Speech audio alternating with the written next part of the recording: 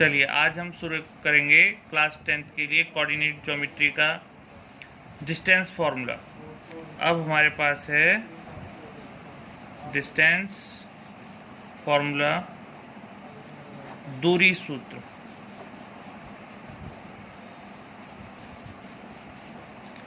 इसमें क्या होगा, आपके पास दो बिंदु दिए गए होंगे। जैसे सपोज पहला पॉइंट है a x1 y1, दूसरा पॉइंट है b x2 y2। अब हमें इन दो बिंदुओं के बीच की दूरी निकालनी है। तो इन दो बिंदुओं के बीच की दूरी होगी दूरी AB equal to under root x2 minus x1 whole square plus y2 minus y1 whole square. x1 क्या हुआ, पहले बिंदु का x वाला कोऑर्डिनेट, और x2 क्या हुआ, दूसरे वाले बिंदु का x कोऑर्डिनेट। उसी तरह y1 और y2 क्या हैं, पहले बिंदु का y कोऑर्डिनेट y1, दूसरे दिए गए पॉइंट का y वाला कोऑर्डिनेट y2। इस तरह हमने इस सूत्र में इस फॉर्मूले में वैल्यू पुट करेंगे और आपका आंसर आ जाएगा। क्योंकि आपने कभी भी देखा होगा जब हम दूरी निकालते हैं तो उसे मीटर में, सेंटीमीटर में, मिलीमीटर में लिखा हुआ होता है, लेकिन यहाँ पर आपको कोई यूनिट नहीं दी गई है कि ऐसे पर्टिकुलर की मीटर में हो या सेंटीमीटर में हो, तो इसलिए हम यहाँ पर लिख देंगे यूनिट्स, इकाई। ठीक है, चलिए अब मैं आपको इसमें क्वेश्चन बताता हूँ कि हमें कैसे अप्लाई करना है। तो अब जैसे आपके पास क्वेश्चन है कि निम्न बिंदुओं के बीच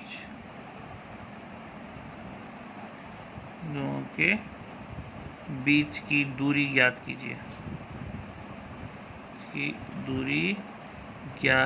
कीजिए, जैसे नंबर 1 मान लो आप 6,2 एंड 2,4। दूसरा जैसे मान लें आप कि 5,7 एंड -3,1। तो अब हम इसे कैसे सॉल्व करेंगे, देखो इसका सॉल्यूशन, फर्स्ट पार्ट था आपके पास कि 6,2 एंड दूसरा है 2,4। तो आप यहाँ पर देखो ये पहला बिंदु है तो इसलिए ये x1, ये y1। ये दूसरा वाला बिंदु है तो इसको बोलेंगे x2, इसको बोलेंगे y2। तो क्या होगा, यहाँ पे हमारे पास आ गया x1 6, y1 2। उसी तरह x2 यहाँ से ये 2 और y2 कितना हो गया 4। तो इसलिए इन पॉइंट्स के बीच की डिस्टेंस क्या बनी, डिस्टेंस इक्वल टू हो गया under root x2 minus x1 whole square plus y2 minus y1 whole square. तो आपके पास यहाँ से आ गया अंडर रूट x2 क्या था, ओह ये 2 था, 2 x2 था 2। तो ये हो गया आपका 2 minus 6 whole square plus y2 क्या है 4 माइनस y1 कितना है 2, तो इसका होल स्क्वायर। अब 2 माइनस 6 कितना हुआ, -4 प्लस 4 माइनस 2 2। तो आपके पास आ गया -4 का स्क्वायर 16, 2 का स्क्वायर 4। तो आपके पास आया अंडर रूट 20। अब आप यहाँ देखो इस 20 को हम लिख सकते हैं 2 2 जा 4, 5 जा 20। और आपको पता है कि जब हम स्क्वायर रूट वर्गमूल कैलकुलेट करते हैं तो पेयर में से एक चीज़ बाहर ले लेते हैं। तो यहाँ पर क्या होगा, इस 2 को बाहर कर लीजिए, तो 2 अंडर रूट 5 यूनिट्स। ये आपकी यहाँ पर डिस्टेंस आ गई। बस इस तरह आपने फॉर्मूले में पुट करना है, यही आपका आंसर है। चलिए दूसरा वाला भी मैं बता देता हूँ। जैसे हम पे पॉइंट था 5,7 एंड -3,1। तो यहाँ पर क्या हो गया, फिर से x1 5, y1 7। जो ये पहला वाला पॉइंट है ये x1 और y1 है। ठीक इसी तरह जो दूसरा वाला पॉइंट है उसका x कोऑर्डिनेट x2 और y वाला कोऑर्डिनेट y2 होता है।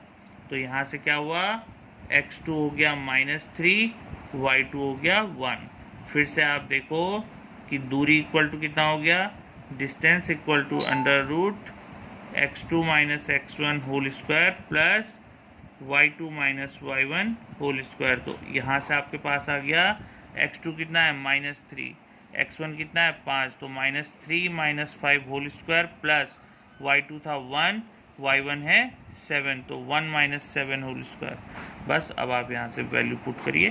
तो -3 माइनस 5 कितना होता है, -8, इतना आपको आना चाहिए, 10th वाले बच्चे हैं, प्लस 1 माइनस 7 -6 होल स्क्वायर।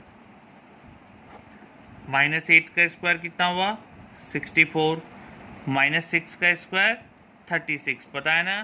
तो -6 इंटू -6 इसलिए +36, माइनस माइनस प्लस हो जाता है। बच्चे गलती करते हैं प्लस माइनस में, ध्यान रखना। तो 64 + 36 100, और 100 का स्क्वायर रूट कितना होता है ये आपको पता है 10, तो 10 यूनिट्स, ये आपकी डिस्टेंस। अब इसी तरह आपको जो क्वेश्चन दिए जाएंगे आप उन्हें सॉल्व करके दिखाएं। ठीक है, रुक।